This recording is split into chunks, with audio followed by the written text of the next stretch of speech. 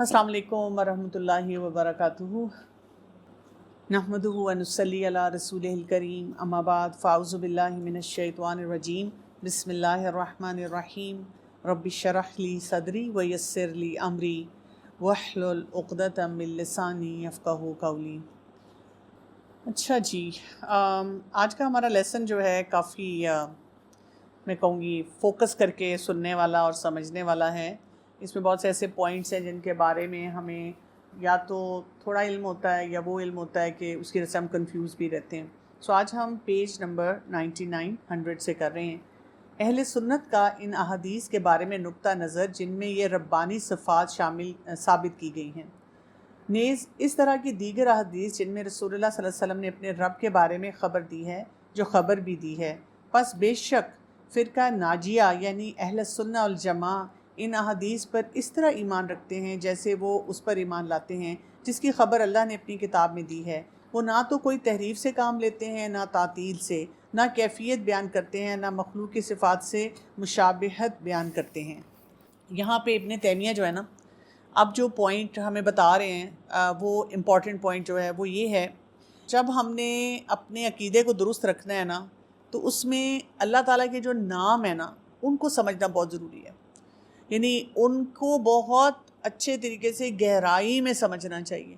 और हम देखते हैं कि ओवर टाइम कुछ स्कॉलर्स हैं जिन्होंने इसको बहुत अच्छी तरह से पढ़ाया है, इसके ऊपर काम भी बहुत ज़्यादा किया है। इंग्लिश में अगर आपने सुनना हो ना तो डॉक्टर बिलाल फ़िलिप्स ने पढ़ाया। उर्दू में जो है डॉक्टर फ़रहत हाशमी ने बहुत अच्छा पढ़ाया। एक उन्होंने अलग से अल्लाह ताला के नाम पढ़ाए हैं और एक उन्होंने किताब पढ़ाई है फ़िक़्हुल क़ुलूब। तो वो जो किताब है फ़िक़्हुल क़ुलूब, उसमें भी उन्होंने बहुत अच्छी तरह पढ़ाया। इसके अलावा हमें किताबें मिल जाती हैं, अरब स्कॉलर्स बहुत मिलते हैं जिन्होंने इनको अच्छी तरह से पढ़ाया, लेकिन ज़ाहिर है फिर हमारा लैंग्वेज कमांड नहीं होता तो वो हमारे लिए मुश्किल हो जाता है। लेकिन यहाँ पर जो इम्पॉर्टेंट नुक्ता है जो हमें समझना है वो ये है कि जब अल्लाह ताला की सिफ़ात को पढ़ना है ना, क्योंकि लोगों में जो बिगाड़ आता है और जो लोग आपस में डिवाइड हो जाते हैं वो इन सिफ़ात की वजह से, अल्लाह ताला के नामों को समझने की वजह से।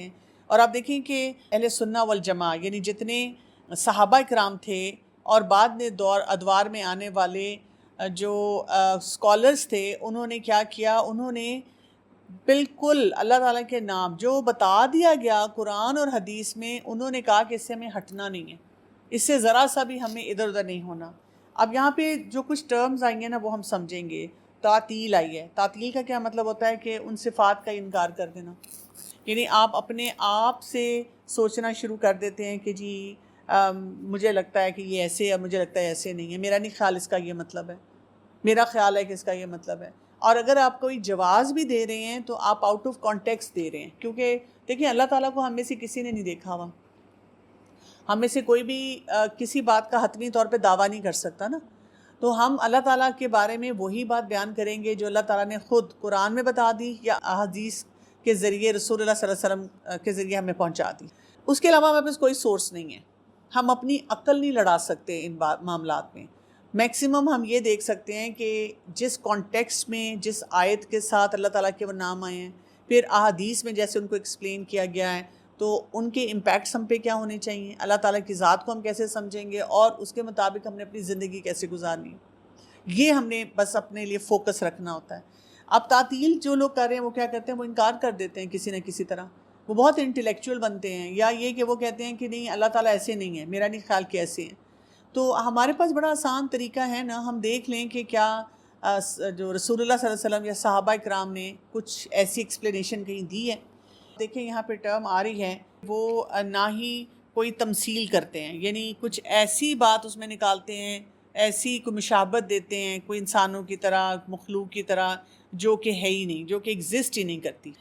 या ये कि अल्लाह ताला की जो सिफ़ात हैं ये मुशब्बह जो कहा गया है, तो अल्लाह ताला की सिफ़ात जो हैं उनको इंसानी सिफ़ात के मुताबिक कर देते हैं। यानी अल्लाह ताला वैसे शिफा देते हैं जैसे डॉक्टर, अल्लाह ताला ने वैसे कायनात को बनाया जैसे इंजीनियर या आर्किटेक्ट। हम इस तरह नहीं कर सकते। यानी आप अगर किसी आर्किटेक्ट को देखते भी हैं और आप सोचते हैं कि या अल्लाह ये कितना इनका जहन है, ये कैसे कैसे चीज़ें बना लेते हैं, और फिर आप कहते हैं कि मेरा रब, उसने जो पूरी कायनात बनाई है उसकी शान क्या होगी, یا آپ کسی مصور کو دیکھیں اور آپ کہیں کہ جی یہ آرٹسٹ ہے، اس نے کتنی خوبصورت پینٹنگ بنائی ہے، کتنے اچھے کلر کمبینیشنز یوز کیے ہیں، اب آپ کہیں کہ اللہ تعالیٰ بھی ایسا ہی مصور ہے، نہیں وہ نہیں ہے ایسا. یعنی اس وقت ہم یہ تو سوچ سکتے ہیں کہ اللہ کی شان کتنی ملٹی پلائڈ ہے، کیسے وہ کام کرتا ہے، ہم اتنی چھوٹی سی عقل کے ساتھ یہ کام کر رہے ہیں، لیکن اس کے برابر کر دینا جو ہے نا وہ ایگزسٹ نہیں کرتا. اسی طرح سے کچھ لوگوں کے ساتھ یہ بھی ہو جاتا ہے کہ وہ اللہ کے بعض ناموں کا انکار کر دیتے ہیں. مطلب وہ کہتے ہیں ٹھیک ہے یہ اللہ تعالیٰ کا نام ہے، لیکن ایز سچ اس کی میری زندگی میں یا ہماری زندگی میں کوئی ایز سچ اہمیت نہیں ہے، یا ایز سچ اس کی کوئی ویلیو نہیں بن رہی. تو اب آپ دیکھیں کہ کتنا امپورٹنٹ ہے اس چیز کو فوکس کرنا کہ ہم اللہ تعالیٰ کے ناموں کو باقاعدہ پڑھیں اور باقاعدہ اس کے اوپر غور و فکر کریں، اور لوگوں کو یہ علم جو ہے اس کو پڑھنے کے لیے زیادہ سے زیادہ موٹیویٹ کریں. آگے دیکھیں امت کے فرقوں کے درمیان اہل سنہ والجماع کا مقام.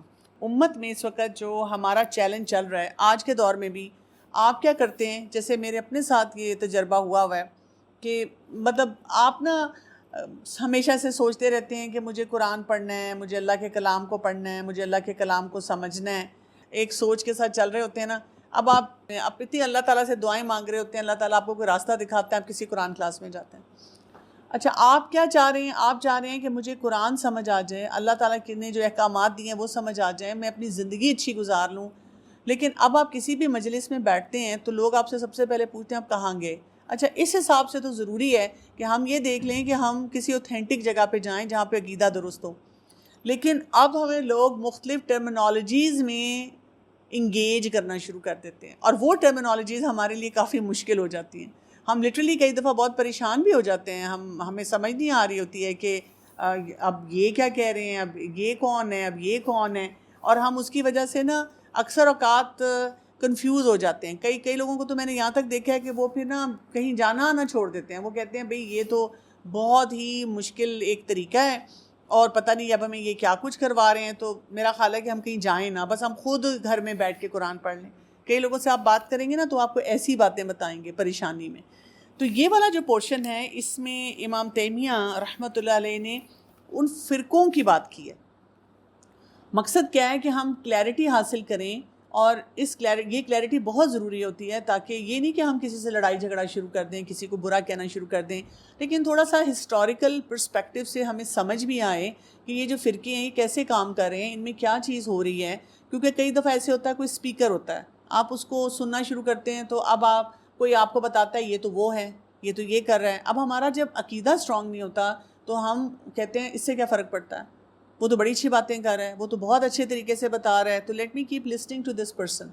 تو جب آپ کو یہ ذرا سا فرق محسوس ہو جاتا ہے کہ یہ کیا کیا فرق چیزیں ہیں اور کیسے وہ جو بیس ہے اس سے ڈیویٹ کر رہی ہیں، تو پھر آپ ذرا محتاط رویے کے ساتھ لوگوں کو سنتے بھی ہیں، لوگوں کو فالو بھی کرتے ہیں. پہلے اس کو پڑھ لیتے ہیں اس پارٹ کو، پھر میں آپ کو انشاءاللہ یہ جو ساری ٹرمینالوجیز ہیں ان کو انشاءاللہ سمجھاتی ہوں. امت کے فرقوں کے درمیان اہل سنہ والجماع کا مقام. جس طرح یہ امت تمام امتوں میں میانہ روی اختیار کرنے والی ہے، اسی طرح فرقہ ناجیہ بھی اس امت کے دیگر فرقوں کے مابین میانہ رو ہے. اب آپ یہ مارک کرتے جائیں گے نا تو پھر انشاءاللہ میں آپ کو ان تمام فرقوں کے بارے میں اینڈ میں بتاؤں گی کہ بھئی یہ کیسے کیسے یہ فرقے جو بنے ہیں اور کیا کیا ان میں جو مسئلے مسائل پائے جاتے ہیں. چنانچہ اہل سنہ والجماع اللہ سبحانہ وتعالیٰ کی صفات کے معاملے میں جہمیہ جو تعطیل سے کام لیتے ہیں اور مشبہ جو تمثیل سے کام لیتے ہیں کے مقابلے میں میانہ رو ہیں. یعنی کچھ لوگ ایسے ہیں جو کہ اللہ تعالیٰ کو بہت سائنٹیفک طریقے سے اور ان باتوں سے ایکسپلین کرتے ہیں، کچھ جو ہیں وہ تمثیل کے ساتھ یا انسانوں کے ساتھ ریلیٹ کر کے ایکسپلین کرتے ہیں. لیکن اہل سنہ والجماع جو کہ صحیح اس عقیدے پہ قائم ہے، وہ جماعت کیا کرتی ہے، جو ہمیں قرآن اور حدیث سے پتہ چلتا ہے کہ یہاں پر یعنی جیسے فار ایگزامپل اللہ تعالیٰ چاہتے ہیں کہ اللہ تعالیٰ اگر رحمان اور رحیم ہے تو یہ صفت انسان کے اندر بھی نظر آئے رحم کی، کہ وہ اپنے ارد گرد لوگوں کے ساتھ رحم کرنے والا ہو. اللہ تعالیٰ الودود ہیں تو یہ صفت لوگوں میں بھی نظر آئے کہ وہ محبت کرنے والے ہوں. یعنی اس حد تک تو ہے نا.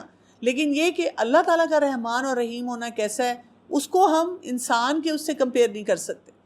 اسی لیے آپ دیکھیں یہ پسند نہیں کیا گیا کہ کسی کا نام الرحمن یا الرحیم رکھا جائے، عبد الرحمن یا عبد الرحیم رکھے. اور آپ دیکھیں اس میں پھر ہم عبد الرحمن پورا نہیں بلاتے ہوتے، ہم کیا بلاتے ہیں، رحمان رحیم. تو یہ پھر بیسٹ ہے کہ اس نام کو پھر اوائڈ کیا جائے، یہ والا نام نہ رکھا جائے، کیونکہ یہ اللہ تعالیٰ کی سپرلیٹو ڈگری آف نیمز ہے۔ تو یہ والے جو فرق ہوتے ہیں کہ کوئی کہ اچھا ویسے تو ہمیں کہا گیا ہے کہ ہم بھی لوگوں پہ رحم کریں، تو پھر یہ نام کیوں نہیں رکھ سکتے؟ اب وہ جو باریک لائن ہوتی ہے نا، وہ ہم سمجھنے سے قاصر ہیں، وہ پھر ہم اس میں الجھ جاتے ہیں کہ بھئی ایسے کیسے کریں۔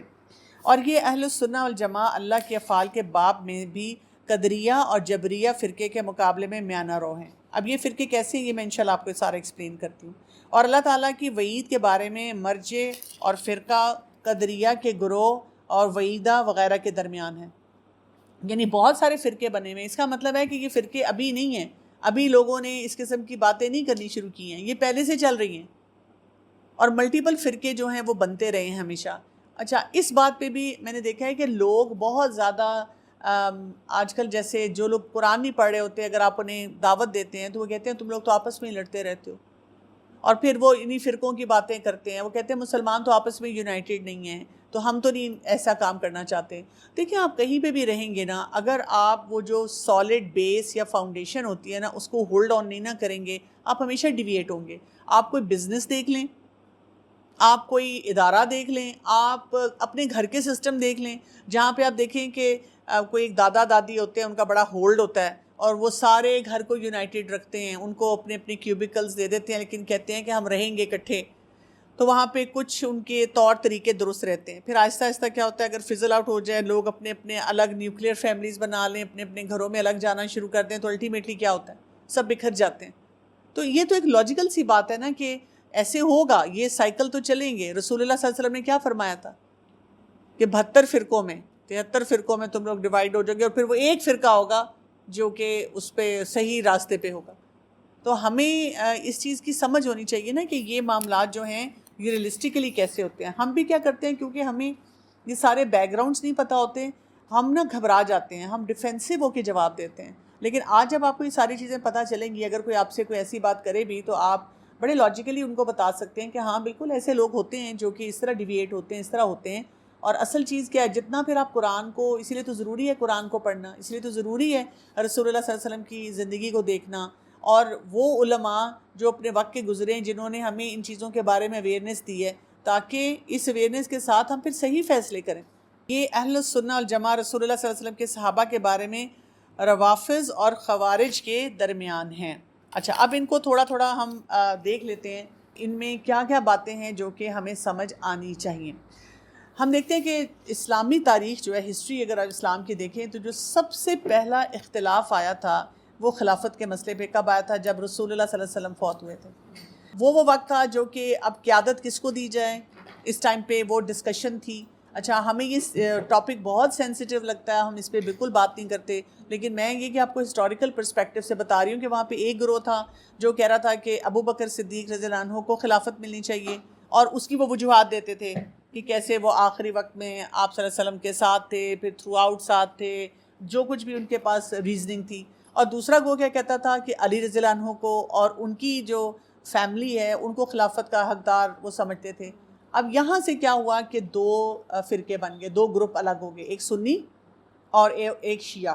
ٹھیک ہے، ہم تو یہ جب ورڈ ٹرمینالوجی بھی بولتے ہیں تو بڑی وہ کراہت سے اور برے طرح سے بولتے ہیں۔ Basically Shia is a group, کہ وہ ایک گروپ جو تھا، ایک آؤٹ برانچنگ وہاں سے ہوگی جو باقی لوگ تھے، اور وہ ان کا بیسک کلیم یہ ہے، باقی جو چیزیں ہیں اس میں جو بھی عبادات میں اور طریقوں میں ان کے فرق آئے، لیکن بیسک کلیم ان کا یہ ہے کہ علی رضی اللہ عنہ اور ان کی فیملی کو یہ امامت ملنی چاہیے تھی۔ اور جو سنی ہیں وہ کہتے ہیں کہ خلفاء راشدین کو وہ مانتے ہیں، اور اس کے مطابق وہ کہتے ہیں کہ جی جو بھی اللہ کی طرف سے فیصلے ہوئے وہ ٹھیک ہوئے، ٹھیک۔ اور یہ جھگڑا جو ہے مین جھگڑا ہے جو کہ بعد میں چلتا رہا، ہسٹوریکلی بہت کچھ ہوتا رہا۔ اب اس کے بعد یہ جو اور ہم نے ٹرمز پڑھی ہیں ان کو ہم سمجھیں، جیسے خوارج، اس کے بارے میں آج کل بھی آپ بہت زیادہ پڑھتے ہیں۔ آپ یہ ٹرم سنتے ہیں، آپ کو یہ سمجھ آتی ہے کہ کوئی ایکسٹریمسٹ لوگ ہیں، بٹ یہ کیا ہیں آپ کو اس کے بارے میں نہیں پتہ چلتا۔ تو خوارج جو ہیں، یہ جب مسلمانوں کی آپس میں کوئی خانہ جنگیاں شروع ہوئیں تو یہ والا فتنہ جو تھا یہ سامنے آیا۔ اور یہ فتنہ کب سامنے آیا تھا؟ جب علی رضی اللہ عنہ کی خلافت کا دور تھا۔ علی رضی اللہ عنہ کی پرسنالٹی ایسی تھی کہ جو معاویہ ان کے ساتھ جب ان کے بہت سے کلیشز اور بہت سے مشکلات آ رہی تھیں، اس ٹائم پہ انہوں نے جو کچھ جگہوں پہ اگر کوئی کمپرومائز کیا، کو وہ سیٹل ڈاؤن کر رہے تھے. کیونکہ دیکھیں ہمیشہ سے جتنے بھی صحابہ کرام تھے ان کا رویہ یہ ہوتا تھا, اور اسلام کا بیسیکلی طریقہ یہ ہے کہ سلامتی کے ساتھ, خیر کے ساتھ تمام معاملات کیے جائیں. اسلام میں یہ نہیں ہے کہ جی آپ کسی کے ساتھ لڑائی جھگڑا کر کے اور دنگا فساد کر کے آپ اپنی 1.5 انچ کی مسجد الگ بنائیں, ایسے نہیں ہے. تو ہمیشہ سے ہم دیکھیں گے کہ جو بھی معاملات ہسٹری میں ہوئے جن کے اوپر لوگ بڑے بڑے سوالیہ نشان اٹھاتے ہیں کہ وہ یہ تو آپس میں لڑ رہے تھے اور یہ ایسے کیوں کہہ رہے تھے, پہلے تو یہ کہ وہ بھی انسان تھے, وہ بھی بہت ساری چیزوں کو مینیج کرنے کی کوشش کر رہے تھے, اور دوسرا یہ کہ ان کی نیت بھی ٹھیک تھی اور وہ مسلمانوں کو جوڑنے کے لیے اپنی طرف سے کچھ فیصلے کرنے کی کوشش کر رہے تھے. لیکن انسانی سطح پہ غلطیاں بھی ہو جاتی ہیں, اور کئی دفعہ جو لوگ ہیں وہ بھی صحیح طرح سے بات کو نہیں سمجھتے. تو اس وقت یہ جو گروہ تھا نا یہ بیچ میں آیا, اور ان کا نعرہ یہ تھا, وہ کہتے تھے کہ حکم صرف اللہ کا ہے. اور اس پر انہوں نے, آپ سوچیں کہ علی رضی اللہ عنہ کو بھی بہت زیادہ اپوز کیا اور ان کے خلاف انہوں نے بغاوت کی. اور ان کا عقیدہ کیا ہے, وہ کہتے ہیں کہ اگر کسی سے کبیرہ گناہ ہو جائے تو وہ تو دائرہ اسلام سے خارج ہو جاتا ہے. یعنی اگر کوئی اپنے آپ کو مسلمان کہتا ہے لیکن وہ جو کبیرہ گناہ ہے وہ کر رہا ہے تو یہ مسلمان نہیں ہے. اگر ہم اس کی جان لیتے ہیں, اس کو مارتے ہیں, اس کے خلاف جنگ کرتے ہیں, ہم غلط نہیں کر رہے. خوارج کا تو بیسک جو عقیدہ اس سے بھی ٹکراتا ہے نا, جو قرآن فرماتے ہیں کہ عربی نہیں آتی کہ وہ جو آپس میں شفیق ہے اور کفار کے لیے سخت ہے, لیکن یہ اپنوں کے لیے سخت ہوتے ہیں اور کفار کے نرم. اگر ہم عام ایک مسلمان کو دیکھیں, وہ کیا کہتا ہے, وہ کہتا ہے جی اچھا یہ اچھا مسلمان ہے, اس کو اپرچونٹی ملنی چاہیے, اللہ تعالیٰ نے تو آخری سانس تک موقع دیا ہے. ہم اپنی زندگیوں کو بھی دیکھیں تو ہم نے اتنے سال تک کوئی ایسا حکم تھا اللہ تعالیٰ کا, اس سے ہم سٹرگل کرتے رہے اور پھر اللہ نے ہمیں توفیق دی کہ ہم نے وہ کام کیا. تو ہم اسی طرح سوچتے ہیں کہ ہر ایک کو موقع ملنا چاہیے, اس کو اپرچونٹی ملنا چاہیے, اس کو ماحول ملنا چاہیے, اس کے لیے ڈھیروں دعائیں ہونی چاہیے کہ وہ اس کام کو سیکھے. یہ کہتے ہیں اگر کسی نے کلمہ پڑھ لیا, کوئی مسلمان ہو گیا, اب اگر وہ کبیرہ گناہ کرتا ہے تو ہمیں اس کے خلاف کھڑے ہو جاتے ہیں. اہل سنت والجماعہ یہ کہتے ہیں نا کہ یہ کبیرہ گناہ ہے. اس کی ایک سینسٹیوٹی معاشرے میں ڈیولپ کرنی چاہیے, لوگوں کو بتانا چاہیے کبیرہ گناہ ہے, لوگوں کو وہ راستے دکھانے چاہیے کہ کبیرہ گناہ سے نکلیں, اس کا کفارہ دے کر وہ آگے بڑھیں, ان کو موٹیویٹ کرنا چاہیے کہ اس سے پیچھے ہٹیں. اور اگر آپ جیسے والدین ہیں تو آپ کی, یا آپ کوئی مینٹور ہیں تو پھر تھوڑی سختی وہاں پہ کرنی چاہیے, لیکن ایسی سختی تو نہیں ہے کہ آپ کسی کو اڑا ہی دیں, کسی کو ختم ہی کر دیں. پھر معتزلہ ہیں. اچھا معتزلہ جو ہیں یہ کیا ہیں, یہ عقلی مکتب فکر ہے, اور یہ 8ویں صدی ہجری میں بصرہ میں وجود میں آیا. اور یہ کیا کرتے ہیں کہ یہ عقل کو دینی معاملات میں بہت اہمیت دیتے ہیں, اور ان کا عقیدہ تھا کہ قرآن مخلوق ہے, اللہ تعالیٰ کی مخلوق ہے, یعنی اللہ کا کلام جو ہے وہ پیدا ہوا ہے. اسی وجہ سے وہ کیا کرتے ہیں کہ کیونکہ وہ عقل کو بہت زیادہ لاتے ہیں, تو وہ پھر جیسے امر بالمعروف نہی عن المنکر, وہ کہتے ہیں کہ جی یہ جو حقوق العباد, اس کا بہت بڑا نعرہ لگاتے ہیں کہ جی اس پہ کام کرنا چاہیے. اور آپ دیکھیں گے کہ یہ لاجیکل طریقے سے دین کو ایکسپلین کرنے کی بہت زیادہ کوششیں کرتے ہیں, عقل سے ایکسپلین کرتے ہیں. یعنی جو بھی آیت سامنے آ جائے گی نا, اس کی جو ایکسپلینیشن دیں گے نا وہ عقل سے دیں گے. وہ کہیں گے اچھا سائنسز یہ کہتی ہیں. اگین اہل سنہ والجماعہ وہ بھی سائنٹیفک فیکٹس کو بیچ میں لے کر آتے ہیں, ہم دیکھتے بھی ہیں, لیکن وہ بیلنس ہوتا ہے, ہر جگہ پہ عقل کو نہیں ڈالا جاتا. یعنی اصل بات کیا کی جاتی ہے, ہم مثلاً وضو کیوں کر رہے ہیں, اچھا آپ سائنٹیفکلی آپ جو مرضی ایکسپلین کریں, وضو کرنے سے یہ کلینلینس ہوتی ہے, یہ ہوتا ہے, وہ ہوتا ہے, اس طرح فائدہ ہوتا ہے. ہم کہتے ہیں نہیں, اس لیے کہ اللہ کا حکم اور رسول اللہ صلی اللہ علیہ وسلم نے فرمایا. ہمارے لیے یہ پرائم امپورٹنس کی باتیں ہیں, اررسپیکٹو کہ سائنسز کیا کہہ رہی ہیں. ہم ہر چیز میں کھوج نہیں لگاتے. اگر ہمیں کوئی سائنٹیفک فیکٹ پتہ چلتا ہے ہم اس کو انڈورس کر لیتے ہیں, ہم کہتے ہیں بڑی اچھی بات ہے, یہ پتہ چلی, ہاں بس ٹھیک ہے. لیکن اگر کوئی ہمیں نہیں پتہ چلتی تو ہم اس کے پیچھے بھی نہیں لگتے. پھر اس کے بعد ہمارے پاس آ جاتے ہیں اہل حدیث. اب یہ بھی آپ نے بہت سنا ہوگا, کوئی کہتا ہے جی ہم اہل حدیث ہیں, یا کسی کے بارے میں کہہ دیا جاتا ہے کہ وہ اہل حدیث ہے. تو اہل حدیث کا جو مکتب فکر ہے وہ 8ویں اور 9ویں صدی عیسوی میں آیا. اچھا یہ گروہ جو ہے یہ قرآن اور صحیح احادیث کو دین کا واحد ماخذ مانتا ہے. اب یہ لوگ کیا کرتے ہیں, اہل حدیث جو ہیں یہ قیاس اور اجتہاد کے ساتھ جو فقہی مسائل کو حل کیا جاتا ہے نا, اس کو نہیں مانتے. وہ اہل حدیث کہتے ہیں کہ ایسے جو بحث مباحثے ہیں یا فلسفیانہ باتیں ہیں ان کو آؤٹ رائٹ ریجیکٹ کر دیا جائے اور ہم صرف سلف صالحین کی پیروی کریں گے. اب یہ بھی تھوڑے سے ریجڈ ہو جاتے ہیں کیونکہ دیکھیں کرنٹ ٹائمز میں جیسے جیسے وقت گزرتا ہے کئی ایسے مسئلے مسائل آتے ہیں جس میں اجتہاد کی یا قیاس کی ضرورت ہوتی ہے. اب وہ نہیں کرنے دیتے, وہ اسی طرح بڑے ریجڈ پیٹرن سے اپنی زندگی کو گزار رہے ہوتے ہیں. اچھا, پھر ہمارے پاس آ جاتے ہیں دیوبندی اور بریلوی. میں نے صرف تھوڑا سا سرچ کر کے یہ جاننے کی کوشش کی کہ ان کی تھاٹس کیا ہیں تاکہ ہمیں تھوڑا سا سمجھ آئے. سو ہم یہ دیکھتے ہیں کہ جو سب کانٹیننٹ ہے نا اس میں 19 سینچری میں اب یہ آئے دیوبندی اور بریلوی ہیں. دیوبندی جو ہیں یہ دارالعلوم دیوبند جو ہے 1866 اس سے منسلک ہے. اچھا, یہ کیا کہتے ہیں, یہ سادگی پہ, تقلید پہ اور تصوف کی مخالفت پر زور دیتے ہیں. اچھا, جو بریلوی ہیں 1856 ان کے جو امام تھے احمد رضا خان بریلوی ان سے منسوب ہے, اور ان میں صوفیانہ روایات ہیں. اولیاء کرام کی وہ بہت عزت کرتے ہیں, میلاد جیسے کرتے ہیں وہ ان کے لیے بہت بڑا ایک عمل ہے, بہت اہمیت ہے اس کی. تو بریلوی جو مکتب فکر ہے اس نے خود کو اہل سنہ والجماعہ کے طور پہ پیش کیا, اور دیوبندی مکتب فکر کی بعض تعلیمات کو انہوں نے چیلنج کیا. یعنی یہ پھر ایک دوسرے کو چیلنج کرتے رہتے ہیں, یہ کہتے ہیں نہیں ہم درست ہیں کیونکہ ہم رسول اللہ صلی اللہ علیہ وسلم کے طریقے کے مطابق چل رہے ہیں اور ہم ان کی بہت تعظیم کرتے ہیں. پھر ایک سلفی تحریک آئی, اور سلفی تحریک جو تھی یہ 19 سینچری کے اینڈ میں عرب ورلڈ میں آئی, اور اس تحریک کا مقصد یہ تھا کہ وہ جو ابتدائی تعلیم تھی, کیونکہ اب وہ اتنا اسلام پھیل رہا تھا اور لوگ طرح طرح کی اپنے حساب سے وہ باتیں نکال رہے تھے, تو انہوں نے کہا کہ جو سلف صالحین کی جو پیروی کرنے والا اسلام تھا جو اصلی شکل میں تھا ہمیں اس کو واپس لے کر آنا ہے. اور یہ جو موومنٹ تھی سلفی تحریک جو تھی اس میں انہوں نے کہا کہ جو بدعات ہیں ان کو نہیں ہم نے ٹالریٹ کرنا. انہوں نے باقاعدہ مخالفت کی بدعات کی, اور ساتھ ہی انہوں نے شریعت کو نافذ کرنے پہ بہت زیادہ زور دیا. اب اس میں بھی پھر آف شوٹس ہوگی. کچھ لوگ جو تھے انہوں نے بہت پرہیزگاری کے ساتھ زندگی گزارنا شروع کر دی. ان میں سے کچھ لوگ تھے جو سیاسی طور پہ بہت سرگرم ہو گئے, کچھ لوگ جو تھے وہ جہاد کی طرف چلے گئے اس سلفی تحریک کی وجہ سے. انہوں نے کہا کہ وہی بات ہے کہ خلافت اور اسلام, اور جب تک وہ نہیں آئے گا سسٹم تو چیزیں ٹھیک نہیں ہوں گی. یہ فرقے جو ہے وہ ائمہ سے بھی وہ اپنے آپ کو ریکگنائز کرواتے, نام دینے میں جی ایسے بھی کرتے ہیں. اس میں ایسا لگتا تھا کہ چاروں ہی امام بہت ہی کلوز ہیں ہر چیز میں اور اپنے فالوورز کے حساب سے, اور لرننگ تھی بس ٹوٹل ان کا لرننگ پروسیس تھا, اور وہ اس میں ہر ایک کے لرنر کی رسپیکٹ کرتے ہیں. یہ آپ نے بہت امپورٹنٹ بات کی. میرے ساتھ بھی یہ ہوا تھا کہ جیسے تقلید اور نان تقلید پہ لوگ بہت بات اٹھاتے ہیں اور آپ کو بڑا کارنر کرتے ہیں کہ آپ اگر ایک امام کو فالو نہیں کریں گے تو پھر آپ کی لائف میں مسئلہ ہوگا. تو میں نے بھی پھر اس طرح وہ 4 اربع ائمہ والی کتاب پڑھی, چھوٹی سی بکلیٹ ہے, آپ کو دارالسلام بک شاپ سے مل جاتی ہے, آن لائن یا کسی بھی اچھے بک سٹور سے بھی مل جائے گی, 4 امامز کے نام سے. تو جب میں نے وہ پڑھی تو میں حیران رہ گئی کہ ان میں کتنی وسعت تھی, کتنا ایک دوسرے کا احترام تھا.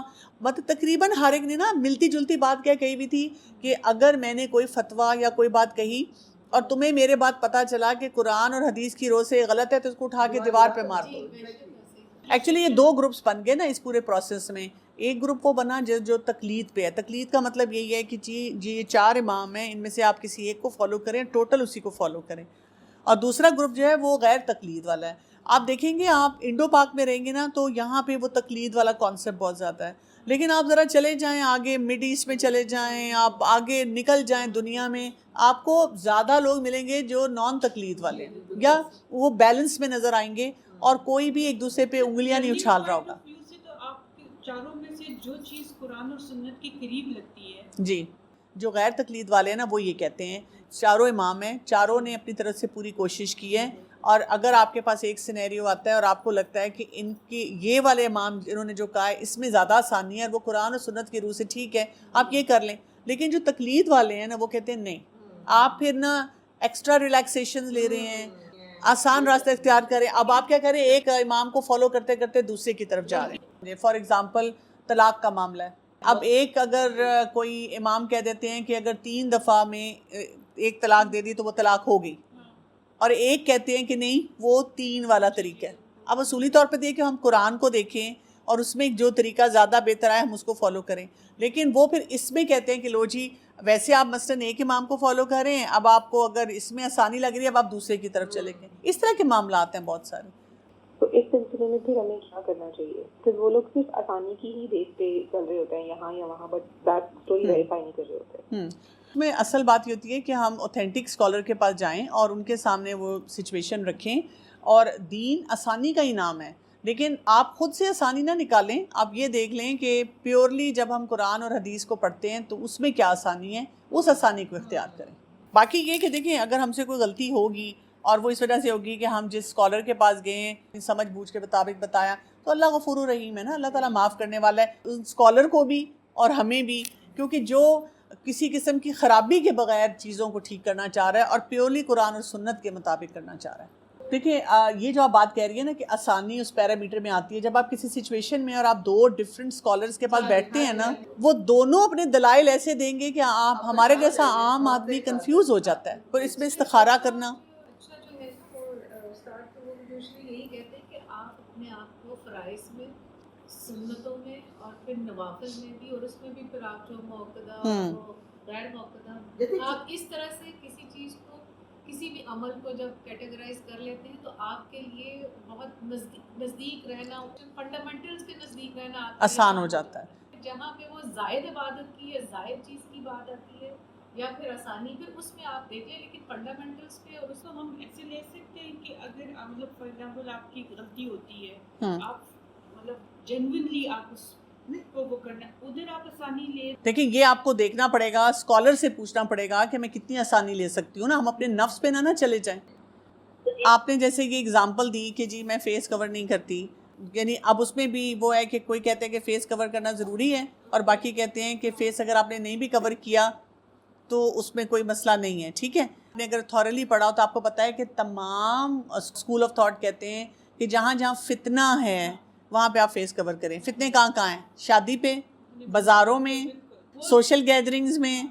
آپ کو یہ بھی چیک کرنا ہوتا ہے کہ آپ اپنی خواہشات کے پیچھے کتنا اس کو لے کے چل رہے ہیں. کیونکہ جو لوگ تقلید کرنے والے ہیں وہ کہتے ہیں کہ ایسا شخص جو ہے وہ صرف خواہشات کی وجہ سے نہیں کر رہا. ایک ہوتا ہے کسی کا ایسا جینوئن مسئلہ ہے، مثلاً جی ہسبینڈ بہت سخت ہیں اور ہسبینڈ بہت زیادہ اپوز کرتے ہیں اور آپ مشکل میں رہتے ہیں، تو پھر وہاں پہ اگر آپ کر رہے ہیں تو ٹھیک ہے جی، آپ آہستہ آہستہ آپ وہی باتیں، پھر میک اپ نہیں کر رہے، پھر آپ اپنی زینت کا اظہار نہیں کر رہے، پھر آپ اپنی باقی حیا کے جو پیرامیٹرز ہیں ان کو پورا کر رہے ہیں، اور آپ کے دل میں یہ خواہش ہے کہ میں کور کروں. خواہش کے ساتھ آپ یہ نہیں کہتے شکر ہے بھئی کسی نے مجھے اجازت دے دی ہے کہ میں نہیں کور کروں، اور آپ جگہ جگہ اس کو جسٹیفائی کر کے رول ماڈلنگ پوزیشن میں بھی تو ہم ہوتے ہیں نا، وہاں پر بھی پھر ہم لوگوں کو کہتے ہیں کہ دیکھو اس میں تو اجازت ہے. تو کتنے اور لوگ ہیں جو کور کرنا چاہتے ہیں وہ پھر نہیں کرتے ہماری اس چیز کو دیکھ کے. تو ہمیں یہ بھی دیکھنا ہوتا ہے کہ ہماری ان باتوں کا امپیکٹس کہاں تک جاتے ہیں. آسانیاں ضرور ہم لیں جہاں جہاں ہمیں آسانیاں ملتی ہیں، لیکن یہ وہ ٹاپک ہے جس کا آنیسٹلی اسپیکنگ میرے پاس کوئی اینڈ نہیں ہے. اسی لیے آپ دیکھیں کہ لوگ فرقوں والی بات میں پڑھتے بھی نہیں، الجھتے بھی نہیں، لیکن کیونکہ ہم کتاب پڑھ رہے ہیں تو وہی بات ہے کہ سب سے پہلا فتویٰ پھر دل سے نا، کہ کیا میں ایسی ریلیکسیشن لے رہی ہوں، میں کر سکتی ہوں لیکن میں محتاط رویے کے ساتھ چل رہی ہوں کہ نہیں چل رہی ہوں. اسکالر سے بس بار بار پوچھتے رہنا چاہیے، اپنی کلیئرٹی لاتے رہنا چاہیے.